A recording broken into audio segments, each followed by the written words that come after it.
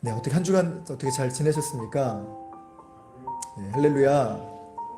네, 우리 지난 1월 첫 주부터 지금까지 우리 교회 응답 시리즈로 말씀을 전하고 있습니다. 혹시 우리 첫 번째 말씀 혹시 기억하시나요?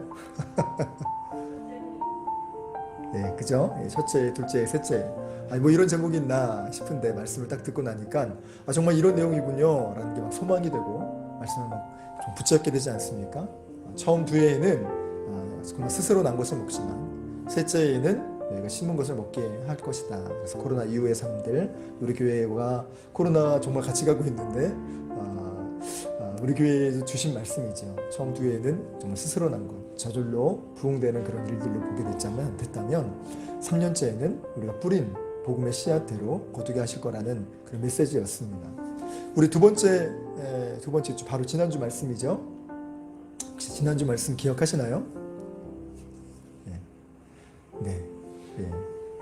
우리 사모님 자꾸 이렇게 금발바닥, 수발바닥 이렇게 하고 계시는데, 네, 빈손으로 보내지 않으리라라는 말씀의 제목이지요.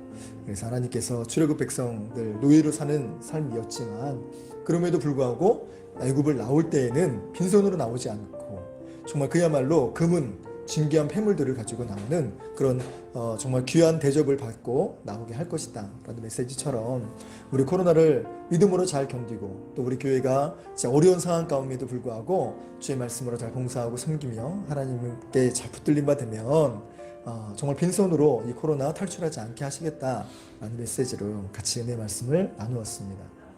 이제 오늘은 그 세 번째 시리즈 말씀입니다. 새 일을 행하리니. 그래서 새 일을 행하리라 하는 그런 말씀에 제목을 붙들고 또 살아가기를 원합니다. 사실 이렇게 말씀을 전하는 것은 쉽지는 않습니다. 어떻게 보면 정말 강력한 말씀들이라 정말 이 말씀이 우리 교회에 또 우리 각 삶에 이루어지는 게 맞아? 라고 질문을 하실 수도 있을 것 같습니다. 이 참 신기한 게 목회자들이 이제 정말 그야말로 질병으로 고통받는 이들 또 기도가 필요한 이들에게 신방을 가거나 안수를 하면서 기도할 때에 항상 드는 마음이 있습니다. 하나님, 제가 기도해서 이 일이 정말 안 일어나면 어떡하죠? 이 병이 더 심해지면 어떡하죠? 이런 부분들을 항상 마음속에 갖고 있습니다. 근데 그것은 무엇이냐? 믿음이 없기 때문이죠. 하나님을 정말 하나님께 우리의 모든 삶을 맡기지 못했기 때문이죠. 설교제도 마찬가지입니다. 하나님께서 이 말씀, 하나님 정말 이 말씀, 저도 제가 보기에도 하나님 우리 교회에 확 정말 보여지는 것도 없고 또 우리 성도님들의 삶도 정말 확 나아지는 것도 없이 보이는 그야말로 지루했던 작년 모습이었는데 그리고 지나간 저희 3년의 모습을 봤을 때도 정말 스펙타클한 역사가 일어나지 않았는데 하나님 제가 말씀을 전해도 됩니까? 하나님 다음에요 이렇게 미뤄왔던 말씀들이기도 했습니다. 그런데 올 2021년에는 정말 그 말씀을 계속해서 마음 가운데 두셔서 부담감을 주셔서 저도 순종하는 마음으로 선포를 하고 있습니다.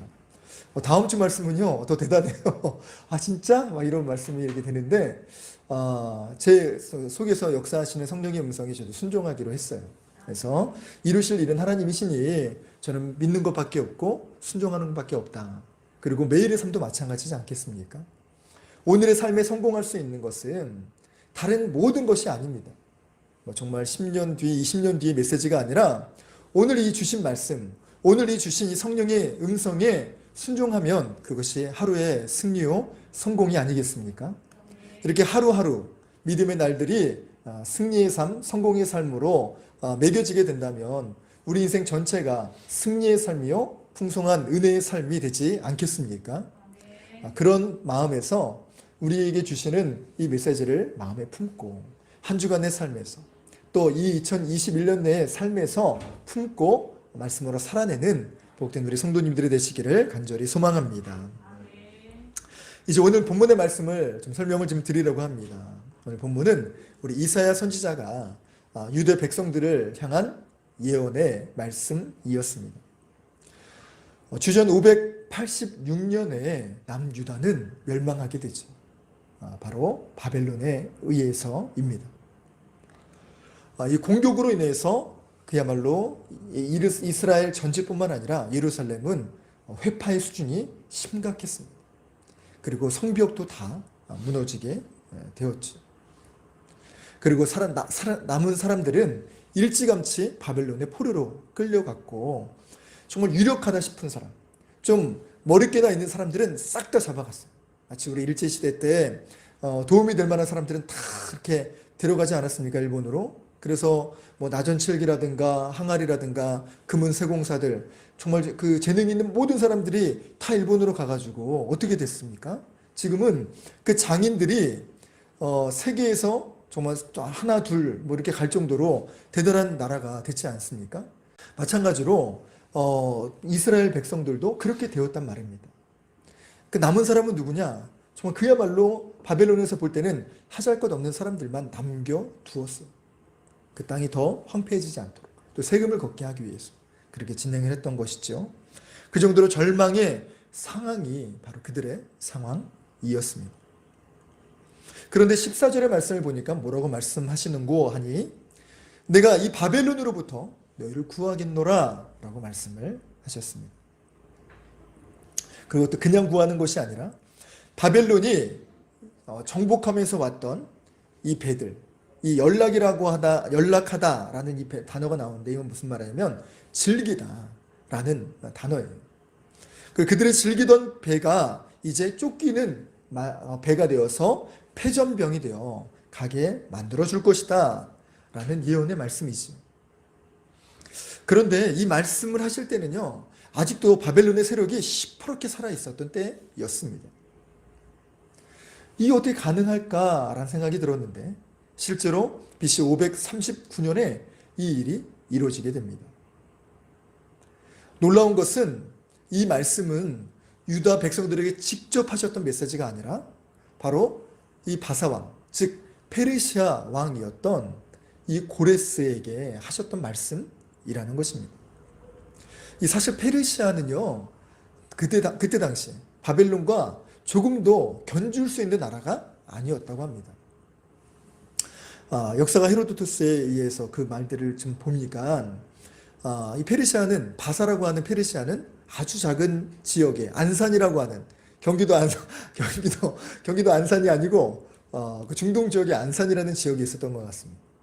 거기에 작은 나라요, 작은 왕족으로 태어났어요. 그러다가 옆에 있는 메데라는 나라를 정복시켰죠. 그래서 메데바사라고 성경은 기록하고 있죠. 그 나라가 이제 바벨론이라는 강대한 나라까지, 당시에 모든 패권을 쥐고 있었던 이 초강대국 인류 나라였던 이 나라를 무너뜨리고 나라를 세울 수 있게 되었다는 것입니다. 이렇듯 하나님의 사명이 임하면, 하나님의 일하기 시작하면 작은 나라요, 작은 민족일 수밖에 없었던 이 나라를 하나님이 세워주셨다는 것이죠. 무엇을 위해서요? 이스라엘을 동역하고 이스라엘을 해방시키는 도구로서 이 나라를 세워주셨다는 것입니다.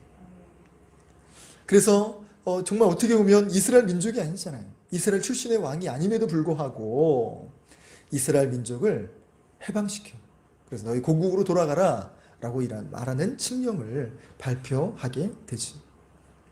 이처럼 하나님께서는요, 믿음의 백성들을 심판하실 때, 그들이 범죄하고 기회를 주고 그들이 돌아오기를 기다렸지만 그 명령을 거역했을 때 이방 나라를 사용하셔서 그 도구로, 채찍질의 도구로 사용하기도 하시지만, 반대로 하나님이 일하시고자 하시면 믿음의 백성이 주께로 돌아와서 정말 주님의 일하심을 간구하면 정말 그 어떤 방법이라도, 심지어 이방 나라요, 이방 왕까지도 사용하셔서 주님의 일들을 이뤄 가신다는 것입니다. 이처럼 하나님은요, 우리의 생각을 뛰어넘어 역사하시는 분이라는 겁니다. 또 하나님의 사명을 받은 사람은 작고 연약해도 하나님의 뜻과 비전과 소망 안에, 그 비전 안에 붙들린 바 되기만 하면 우리의 생각을 뛰어넘어서 역사하시고 일해 가실 것입니다. 그 역사가 우리 교회의 역사요, 또 우리 각 가정의 역사가 되길 주의 이름으로 축복합니다. 그런데 문제가 하나 있습니다. 해방이 되어서 고국으로 돌아온다 한들 그 과정이 쉽지는 않다라는 것입니다. 유다 민족은 최소 70년, 다니엘처럼 어릴 때부터 더 일찌감치 정말 쳐들어와서 포로로 잡혀갔을 때는 100년이 넘도록 이방에서 살았어요. 거기가 고향이고 거기가 집이지요. 그런데 그 사람들이 고국으로 돌아오는 과정은 쉽지가 않다고 합니다. 낯설기도 한 거는 분명하지만 더 중요한 것은 그 오는 길목에는 광야도 있었고 사막도 있었다고 합니다. 그래서 걱정하는 이들에게 하나님은 이사야 선지자를 통하여서 이렇게 말씀하셨다는 것이죠. 16절과 17절의 말씀입니다. 나 여호와가 이같이 말하노라. 바다 가운데의 길을 큰 물 가운데에 지름길을 내고 병거와 말과 군대의 용사를 이끌어내어 그들의 일시에 엎드러져 일어나지 못하고 소멸하기를 꺼져가는 등불 같게 하였느니라. 하나님이 일하시면 바다에도 길을 만드시고 또 물 가운데도 물에 무슨 지름길이 있겠습니까? 뭐 지름길이 있다면 횡단하는 거겠지요. 근데 횡단하는 건 우리가 잘 아는 것처럼 유속이라는 게 있잖아요. 거기에 이렇게 흘려 내려갈 수밖에 없는데 이 일들도 이 물리적인 법칙을 거슬러 올라가기까지 그렇게 지름길로 만들어서 오게 하신다는 것이죠. 우리가 작년에 설교 말씀을 전했던 것처럼 믿음의 하이퍼루프라고 하는 믿음의 길, 좁은 길을 하이퍼루프라고 설명을 드린 적이 있습니다. 하나님이 역사하시고 일하시면 정말로 지름길을 내어서 일하신다는 것입니다. 근데 16절은 그렇다 치더라도 이 17절은 많이 보던 장면인데 네, 맞습니다. 이 16절, 17절 사실은 이 내용은 출애굽기의 말씀을 인용하신 것입니다. 출애굽 역사라는 것이지요. 그런데 이 말씀이 동일하게 이 포로 시대에 이 유다 백성들에게 고스란히 적용되기는 어려운 부분이 있지 않나라는 생각이 들 것 같습니다. 우리가 볼 때는 그건 과거의 일이잖아요. 그건 남의 무용담이잖아요. 라고 추부해 부를 수도 있다는 것이지요. 그런데 하나님께서는 이것이 현재라고 이야기를 하셔요. 이것이 유다에게 말씀하시는 과거의 샘플일 뿐이라며 이 말씀을 전해주셨다는 것입니다. 그렇게 수백 년 전의 일임에도 불구하고 마치 어제 일처럼 생생하게 전하실 수 있었던 것이죠. 이것이 바로 믿음이라는 겁니다. 하나님의 역사는 과거형이 아닙니다. 그런데 그것이 현재도 진행되면 감사한데 과거형에 내가 이렇게 충만할 때 또 내가 이렇게 믿음이 뜨거웠을 때 이랬었던 적이 있어 라고 말하시는 과거형, 그것이 안타깝기도 합니다. 그런데 하나님의 역사는 언제나 현재형이십니다. 그렇게 에베네셀, 과거에서 지금까지 역사하신 그 하나님이 지금의 어려움도 하나님 해결하실 줄 믿습니다. 이것이 바로 믿음의 언어요. 믿음의 사람들이 정말 가지고 있는 믿음의 특권이지. 그래서 비록 과거 출애굽 사건이지만 오늘의 일의 예표, 증거, 이미 일어난 일처럼 말씀하시고 계십니다. 그런데 출애굽의 역사가 더 힘든 거냐? 아니면 바벨론의 포로로 살던 이 일들에서 벗어나는 게 더 힘드냐? 우열을 가리기가 역사적인 사건을 보면 어떤 게 더 맞나? 어떤 게 더 어렵나? 라고 얘기할 수 있어요. 물론 조금 더 출애굽이 더 그 비중이 있겠지만 왜냐하면 벗어나는 수준이 많잖아요. 200명 이상의 인원이 나오니까. 그런데 이것이 고난을 겪는 이 유다 백성들에게 이것을 접목한다면 그들은 그렇지 않다고요. 왜냐? 그들이 겪고 있는 고난 역시 현재 진행형이기 때문에 그렇습니다. 이건 오늘날도 마찬가지지요. 우리 믿음의 선배들은요, 최고 일제강점기를 겪으신 분들입니다. 저희 아버지만 해도 6.25를 겪으신 분이세요. 바로 위 선배들만 봐도 월남전을 겪으신 분들이 많이 있죠. 그리고 IMF 금융대란을 다 겪으신 분들입니다. 우리 아들 세대들은 우리 자녀 세대들은 이제 코로나 시대를 겪는 세대이지. 이 기간에 어느 게 더 힘드냐라고 말할 수 없지만 분명한 것은 지금 6.25 더 힘들죠 라고 말하더라도 우리가 겪고 있는 이 코로나 시대가 힘들지 않다라고 말할 수는 없다는 것입니다. 이게 팩트요. 또 이것이 우리가 겪고 있는 문제라는 것이지. 과거에 역사하신 하나님이시지만 그래서 과거의 일들을 소환하기까지 하는 필요, 그 수고, 이거의 수준을 넘어서 지금도 하나님은 여전히 함께 하시고 역사하시는 하나님이십니다. 그분을 우리는 찾아야 되고 불러야 되고 붙들어야 된다는 것입니다. 그래서 믿음은 현재형이자 하나님의 능력은 실시간이십니다. 우리의 생각을 뛰어넘어 역사하시는 그 하나님을 바라보며 지금 우리가 겪는 이 코로나 시대 또한 넉넉히 이겨가시는 우리 모든 히스토리인들이 다 되시길 주의 이름으로 소망합니다. 자, 다음으로 하나님 뭐라고 말씀하시는 거 아니? 18절을 보면 너희는 이전 일을 기억하지 말며 옛적 일을 생각하지 말라라고 말하십니다. 그럼 이전 일, 옛적 일은 무엇일까요? 오늘 본문에서 말했던 이 16절, 17절 바로 출애굽 사건을 말하는 것이죠. 그리고 포함해서 지금 너희들이 겪는 이 바벨론의 포로 생활도 이전 일, 옛적 일이 될 것이다 라고 말씀하십니다.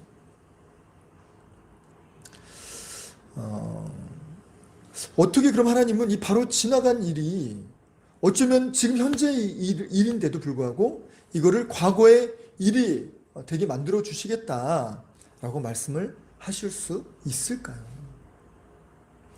그 이유는 지금 이제부터 행하실 일들이 매우 대단하고 또 엄청나기 때문에 그렇습니다. 그래서 옛적의 일들이 기억이 나지 않을 정도로 생각나지도 않을 정도로 일하시겠다라는 것입니다. 저는 조금 일찍 결혼을 한 편입니다. 그런데 연애의 경험들은 그렇게 많지가 않았어요. 근데 이제 제가 이제 혼자 청년으로 이렇게 자취를 했거든요. 밥 혼자 해 먹고 그리고 빨래도 혼자 하고 막 그랬던 삶에서 아무리 꾸미고 그때 꾸미는 것도 없었으니까 그냥 다니면 그냥 이렇게 추레하게 이렇게 다녔겠지요. 근데 결혼을 했는데 제가 신기한 게 뭐냐면 아내가 화장품을 챙겨주는 거. 그리고 제가 제일 신기했던 게 뭐냐면 바디워시를 쓰는 거예요. 저는 항상 비누로 몸을 닦았거든요. 근데 바디워시를 챙겨주는 거예요. 야, 정말 이렇게 달라지는구나. 아내를 통하여서. 그래서 지금 1, 2년 지나고 나니까 제 총각 때 시절을 다 잊어버리더라고요. 그리고 마치 이렇게 언제부터 계속해서 살았던 것처럼 그렇게 하는 제 모습을 보게 됩니다. 여러분, 하다못해 결혼도 사람을 다르게 하지요. 근데 하나님의 역사는 이제 이전 일, 총각 시절을 기억하지 못할 정도로 일해 주신다고 약속하셨다는 것입니다. 여러분, 이 메시지만 들으시면 어떻습니까? 막 가슴이 설레이고 마음이 쿵쾅거리지 않으십니까? 그런데 문제가 있어요.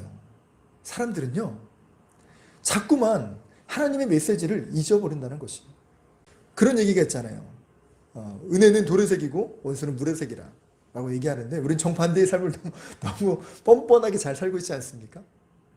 하나님의 은혜는 물의 색이고 우리가 조금만 잘못한 사람은 뒤끝이 만리장성이 되어서 정말 만리장성이 색이잖아요.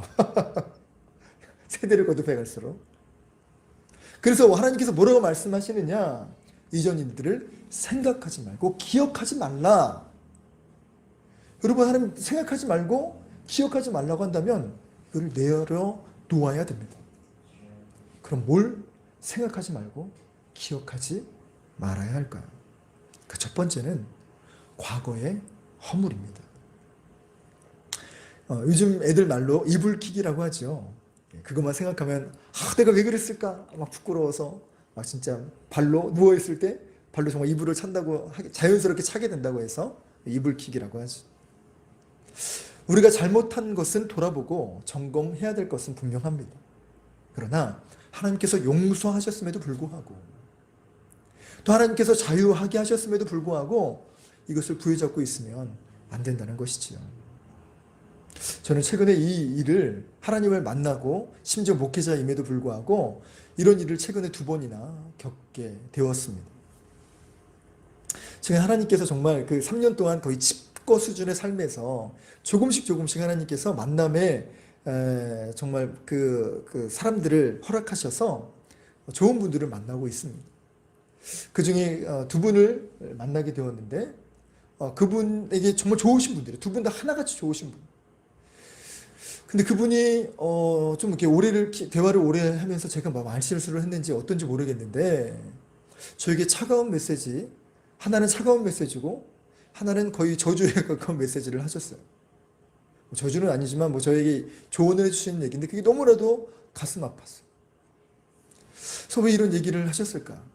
전제는 그분이 저를 잘 알았다면, 우리 최은진 집사님처럼 저를 잘 알았다면 아마 그렇게 얘기하지 않았어요.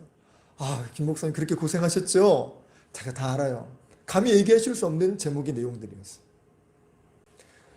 제가 이거에 가슴 아팠던 이유 중에 하나가 뭐냐면 이분들이 나를 안 지 얼마나 됐다고 나를 이렇게 무시하는 얘기들을 할까? 나를 알았다면 이렇게 가볍게 이 무시하는 말을 할 수 있을까? 그럼 나는 도대체 어떤 사람이지?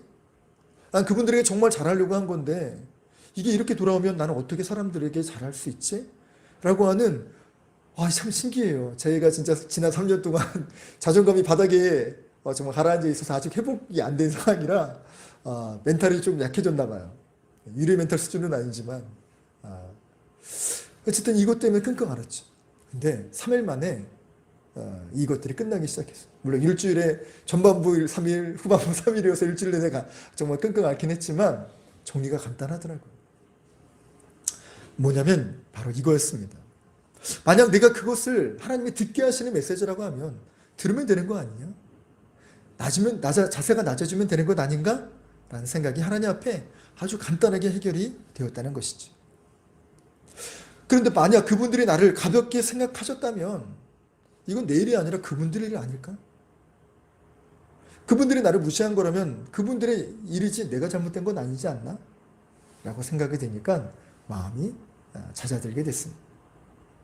또 만약에 이런 일들이 또 생긴다면, 그래서 나는 계속해서 상처를 받게 된다면 나는 뭐 하는 사람인가? 라는 생각이 들어요. 이런 일이 생길 때마다 네 자신을 책망하고 자학하는 수준에서 벗어나지 못한다면, 그래서 남들이 나를 무시하는 이 일도 정말 당연할 수 있겠구나 라는 생각이 들었다는 것이죠. 나를 아껴주자.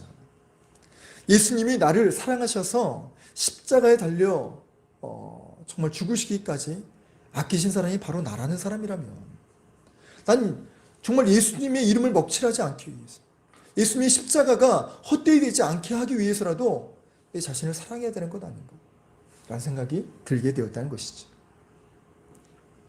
그래서 주님의 사랑을 생각하며 이 부족한 나도 정말 건지시고 정말 그야말로 이 고슴도치도 자기 새끼도 이뻐하는 것처럼 진짜 내가 뭐라고 정말 쓰레기 수준에서 늘 허우적거렸던 나를 건져주신 그 하나님을 생각하며 주의 사랑으로 잊어버리게 되었습니다. 그 생각을 하지 않기로 결단했습니다. 그러니까 놀라운 일이 생겼어요. 정말 신기하게도 바로 30분 전까지만 해도 나를 괴롭혔던, 그래서 나의 인생 전체까지도 난 이런 사람이야 라고 전락하게 만든 그 사건에서 하나님이 핀세트로 탁 건져서 정말 그야말로 에덴 동산에 놓여주시듯이 그렇게 제 마음이 안정되게 느껴지게 되었습니다. 여러분 마찬가지, 우리를 괴롭혔던 사건, 그 상처, 그 기억, 그 모든 것들, 그 잘못, 나의 부족함, 이런 부분들에서 여러분 벗어나야 됩니다. 그리고 이것을 기억에서 지워야 됩니다. 물론 점검은 필요하겠지요. 그리고 이 부분들을 회개해야 될 건 회개해야 되겠지요. 그런 믿음으로 나아가야 된다는 것입니다. 또 우리가 잊어야 될 2번째는 화려했지만 죄중에 살았던 우리의 과거의 모습을 잊어버려야 됩니다. 우리는 불리한 상황이 될 때마다, 또 누군가에게 우리 자신을 드러내고 싶을 때마다 드는 생각이 있습니다. 그것이 뭐냐면 나 때는 말이야, 내가 왕년엔 말이야 라고 하는 이 라떼와 말 사건이지. 현재가 어려울수록 과거가 무조건 위화되는 경향이 좀 있습니다. 저는 성령을 받아서 180도 삶이 변화된 사람들을 참 많이 보아왔습니다. 또 그런 교회에서 성장함이 제 믿음의 복이기도 합니다. 그런데 시간이 지나면서 그들이 정말 완벽하게 변해졌던 그 삶에서 또 변질되어 가는 삶 또한 보게 되었습니다. 그들이 왜 변하게 되었을까요?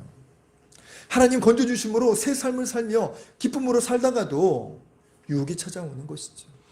살기 좋아지니까 예배 드리는 게 귀찮아지기 시작했습니다. 모든 예배를 참석하고 매일 와서 기도했던 그 삶이 한 번씩 빠지죠. 오늘 약속이 있어서, 오늘 만남이 있어서, 오늘 내가 하고 싶은 게 있어서 그동안 참고 있었으니까 이제는 오늘은 치팅데이야, 오늘은 마음껏 삐뚤어질 테야 라고 하는 그런 경향들이 하나씩 몰려오기 시작하면서 그 사람의 신앙이 무너지기 시작했습니다. 결국은 예배까지도 빠지고 결국은 하나님을 떠나는 경우도 종종 보아왔습니다. 우리가 과거의 삶이 아무리 흥미롭고 화려했다 한들 그것은 죄된 삶입니다. 마치 자극제처럼 우리를 흥분시키지만 결국 이것에 우리가 빠져들게 되면 출애굽의 노예처럼 포로기에 정말 포로 생활처럼 우리를 빠져들게 만든다는 것입니다. 그래서 우리는 이 죄된 삶을 그리워해서 자꾸만 생각해서는 안 된다는 것입니다. 혹시나 이 설교를 듣고 있는 성도님들 중에 이런 생각, 난 세상의 삶이 좋아, 그래서 이 삶에서 좀 더 정말 빠져있는 것도 괜찮지 않겠어? 라고 타협을 하시려고 하는 분들이 계시다면 오늘 이 메시지를 하나님의 음성으로 들어서 지워버리시고 또 생각하지 마시기 바라며 기억하지 마시기를 바랍니다. 그래서 늘 하나님의 자녀로 믿음 안에 주시는 하나님의 말씀의 축복 속에 거하며 안전하게 살아가시는 우리 성도님들이 되시기를 소망합니다. 다음으로 우리가 잊어야 될 것은 노예요, 포로였던 움츠린 과거의 나입니다. 하나님은 오늘 말씀처럼 우리에게 새 일을 행하시겠다라고 말씀하십니다. 그런데 예수님만의 삶이 변화됐다 하더라도 자꾸만 위축됐던 나, 또 나의 부족한 나로 돌아가려고 할 때가 있습니다. 제가 대학 때의 일이었습니다. 일반 대학을 제가 그때는 일반 대학을 나왔고 신학대학원을 갔기 때문에 일반 대학에 이제 후배가 하나 있었는데 제가 참 많이 아꼈고 또 이뻐라 했던 후배였습니다. 그런데 그 후배를 볼 때마다 지워지지 않는 것 하나가 뭐냐면 늘 얼굴이 어둡다라는 것이죠. 하나님을 아버지라고 부르는 게 자기는 이해가 되지 않는다. 은혜가 되지 않는데요. 알고 보니까 자신은 너무나도 엄한, 그리고 너무나도 무뚝뚝한, 또 너무나도 무책임한 아버지 밑에서 자랐다는 거예요. 제가 왔던 아버지는요, 항상 그랬기 때문에 아버지라고 부르는 게 은혜가 안 되는 거예요. 그 아버지가 나를 도와준다는 게 믿어지지가 않는 거예요. 왜냐하면 그 아버지는 항상 나를 방치했거든. 무뚝뚝했거든. 이게 해결이 되지 않은 엄한 아버지상으로 되니까 뭐 조금만 잘못해도 두려움에 벌벌 떨면서 하나님 무섭다는 거죠. 이 부분들이 잘못된 그 각오, 잘못된 상처. 여러분, 이거 누가 잘못된 건가요? 물론 아버지가 잘못된 건 맞겠죠. 그러나 이건 하나님이 잘못된 게 아니라 그 사람이 아직도 그 상처와 아직도 그 정말 어둠의 부분들에서 노임을 받지 못한 것입니다. 감사하게도 그 어린 시절에 말씀으로 잘 양육받은 것이 너무나도 감사해요. 그때 정말 수련회 때 이 영적 치유에 대한 부분들로 이야기를 하셨고 과거에 상처받은 나에 대한 부분들로 정말 수련회 때 말씀을 전해주셨어요. 그때 저도 깨달았어요. 나도 상처가 있었구나. 나도 아픔이 있었구나. 이 부분을 치유받기 시작했어요. 그리고 기도 제목을 얻고 저도 1년 가까이, 1년이 넘도록 그 기도 제목을 놓고 기도했던 것 같아요. 그리고 어느 한 새벽 때 펑펑 울면서 그는 1시간 가까이 울면서 꺼이꺼이 울면서 하나님이 치유하시고 만지심의 역사를 경험하게 되었습니다. 그리고 자유하게 되었지.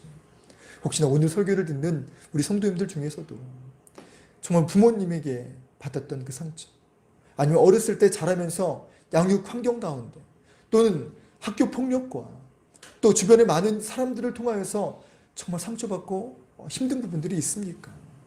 그런 부분들이 정말 나쁜 기억은 사라지고 하나님의 치유의 삶, 예수 그리스도의 십자가 사랑만으로 다시금 우리의 삶이 씻겨지고 새롭게 되기를 주의 이름으로 축원합니다. 이 믿음의 사람들에게 하나님께서는 말씀을 하시죠. 다시 오늘 본문의 말씀으로 돌아가 포로로 잡혀간 유다 민족들에게 하나님께서 말씀하십니다. 내가 너희를 해방시켜 줄 것이다. 근데 아까 말씀드렸죠. 돌아오는 과정 가운데 광야도 있고 사막이 있었다. 이런 걸로 걱정하는 믿음의 성도들에게 하나님은 오늘 19절 이하의 말씀에 이렇게 말씀하죠. 너희가 그것을 알지 못하겠느냐. 반드시 내가 광야의 길을 사막의 강을 내리니 장차 들짐승 곧 승냥이와 타조도 나를 존경할 것은 내가 광야의 물을 사막의 강들을 내어 내 백성 내가 택한 자에게 마시게 할 것입니다. 아까 16절 17절은 출애굽 사건을 얘기하셨다면 이제 이 부분들에서는 강력히 현재원으로 이야기를 하십니다. 너무나 든든한 말씀입니다.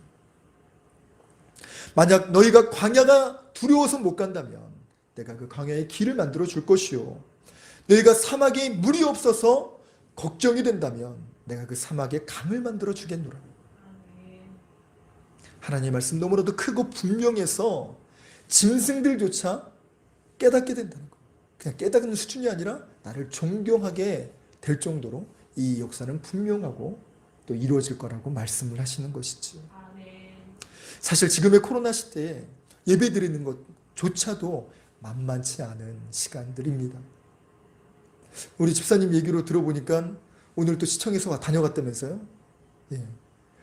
뭐 예배 잘 드리고 있나 감시하고 그러고 있지. 그런데 영국과 미국에서는요, 이것은 엄연한 인권 침해요. 또 종교의 자유의 박탈로 보고 있다고 합니다. 심지어 미국 기독교 협회에서는요, 한국에서 이렇게 예배를 드리고 있는 부분들이 안타까워서 유엔에 이 부분들을 진정서를 내겠다, 항의하겠다고 이야기를 하고 있을 정도입니다. 그런 중에서도 대부분의 교회들은 마음을 다하여 비대면 예배를 드리고 있습니다. 자발적으로. 왜일까요? 동참하기 위해서, 권위에 순종하기 위해서 이 일들을, 또 생명을 사랑하기 위해서 일들을 진행하고 있습니다. 그럼에도 일부 교회와 이단들 때문에 이중 삼중의 고통을 받고 있지. 이렇게 기독교가 핍박을 받고 정말 손가락질 당하는 이 시기, 너무나도 가슴이 아파요. 그런데 성령께서 이런 감동을 주셨습니다. 이 현대판 핍박기, 이 코로나 시절 가운데에도 불구하고 우리가 믿음을 잘 지키고 잘 견디면 이 코로나 터널을 지나고 난 이후에 하나님께서 새 일을 행하시겠구나. 그 제목과 또 그 형태가 어떻게 드러날지 저는 알지 못하지만 하나님께서 정말 큰 일을 준비하고 계시겠구나 라는 믿음이 생기기 시작했습니다. 많은 사람들이 그럽니다. 코로나 이후에는 절대로 예전같이 되지 않을 거다라고 부정적인 얘기를 쏟아내요. 교회도 마찬가지가 될 것이라고 이야기하지. 네, 그럴 겁니다. 맞아요. 그러나 꼭 나쁜 길로만 되지는 않을 것입니다. 왜일까요? 하나님은 살아계시기 때문입니다. 하나님은 역사하시기 때문입니다. 이상하게도 사람들은 꼭 안 좋은 쪽으로만 이야기하는 사람들이 있지. 근데 그것이 좋은 쪽으로 얘기한다면 그것 때문에 준비하는 경향이 있어요. 그러나 문제는 이 부정적이고 안 되는 쪽으로만 해서 묶여 있다면 그 사람은 이 묶임의 권세에서 떠나지 못하고 계속해서 움츠린 삶으로 살 수밖에 없을 것입니다. 우리 하나님은 인류학자, 사회학자, 위로 전문가들을 뛰어넘어 역사하십니다. 믿음의 뉴 노멀의 시대가 오겠지만 이것은 부정적이기만 한 뉴 노멀이 아니라 정말 새로운 믿음의 물결 가운데 오는 뉴 노멀, 믿음의 역사가 일어나게 될 줄로 믿습니다. 혹시 지금의 상황으로 인하여서 우리의 자녀 문제, 직장, 사업, 건강, 경제적인 문제로 힘들어하는 분들이 계십니까? 아직 생기지 않은 일들 때문에 벌써부터 염려하고 아파하는 분들이 계십니까? 하나님을 바라보고 하나님께 매달리시기를 권면의 말씀을 드립니다. 이런 그들에게 이사야 선지자는 이렇게 하나님의 메시지를 전하십니다. 보라, 내가 새 일을 행하리니 이제 나타낼 것이라. 여기서 나타낸다 라는 이 성경 말씀의 어원은 사기트다, 그리고 일어나다 라는 뜻입니다. 주님의 역사는요, 한꺼번에 일어나기도 하지만 사실 모든 것들은 하나님의 철저한 계획과 과정 속에 일어났죠. 홍해바다도요, 한꺼번에 쫙 하고 정말 이집트의 왕자에서 봤던 그 애니메이션처럼 한 번에 일어난 걸로 보여져요. 사실은 그렇지 않다는 거 아시죠? 하나님께서 동풍을 예비하셔서, 동풍은 마른 바람을 얘기해요. 그걸 계속해서 불게 하심으로 바람으로 길을 여실 뿐만 아니라 그 질적한 땅도 하나님께서 그 마른 동풍으로 말려셨다는 것이죠. 드라이기처럼. 여러분, 출애굽 사건도 우리가 볼 때 딱 정말 한 번에 일어난 것처럼 보이지만 사실은요, 그 시작은 정말 요게벳의 갈대 상자부터 시작되었습니다. 여러분, 엘리야 시대 때 일어났던 3년 6개월의 가뭄이 끝난 그 사건은 한 방의 드라마처럼 짠 하고 일어난 것이 아니라 사실은 저 먼 바다에서부터 일어나는 손바닥만한 작은 구름에서부터 시작되었다는 것이지. 다만 우리 눈에 볼 때는 다 깨달을 수 있고 못 깨달을 수도 있습니다. 중요한 것은 지금 이 시대, 이 현장 가운데서도 하나님은 일하고 계시다는 것입니다. 마치 싹이 트듯이 말입니다. 그렇게 우리 믿음의 성도들은 정말 기도를 멈추지 말아야 됩니다. 그래서 이 일들이 그냥 이루어지지 않죠. 쉬워 보이지 않는 일들이 있습니다. 왜일까요? 사단의 세력 때문에 그렇습니다. 마귀의 방해가 있기 때문에 우리를 계속해서 흔듭니다. 오늘 응답받고 가도 당장 1시간이 지나고 나면 무슨 일이 터져서 어떤 일이 생기는지 모릅니다. 그럼 이 일이 정말로 가능하게 하는 방법은 무엇이냐? 바로 2021년도 우리 교회의 표와도 같습니다. 하나님께서 새 일을 행하신다고 말씀하셨으니 이 말씀을 붙들고 살 때에 저희를 살게 하여 주옵소서. 우리가 주님을 바라는 그 소망이 부끄럽지 않게 하옵소서. 그렇기 위해서는 말씀을 붙드는 삶, 큐티를 하는 삶, 그리고 성경 통독을 하는 삶이 받쳐져야 되겠습니다. 그리고 하루에 시간을 정해서 하나님께 기도하며 주님과 호흡해야 되겠지요. 이렇게 믿음의 경주를, 또 이렇게 믿음의 싸움을 잘 감당해 나갈 때에 포스트 코로나 시대가 열릴 그 시점, 하나님께서 말씀하십니다. 잘 견디었노라, 잘 감당했노라, 잘 지켰노라, 착하고 충성된 종아. 이렇게 칭찬하시며 새 일을 마음껏 행하실 주님의 역사, 이것을 경험하시고 누리시는 복된 우리 히스토리 교회 전 성도들이 되시길 주 예수 그리스도의 이름으로 간절히 축원합니다. 우리 이 시간 같이 찬양했으면 좋겠는데요. 우리 웨이메이커라는 찬양입니다. 이것이 뭐 큰 길을 만드신 주, 새 길을 만드신 주, 많은 곳으로 번역이 되어져 있지만 제가 수십 길을 들어보는데 이게 저는 정말 제 개인적인 부분들로는 이게 최고인 것 같아요. 좀 배워보는 마음으로 우리 같이 찬양했으면 좋겠습니다.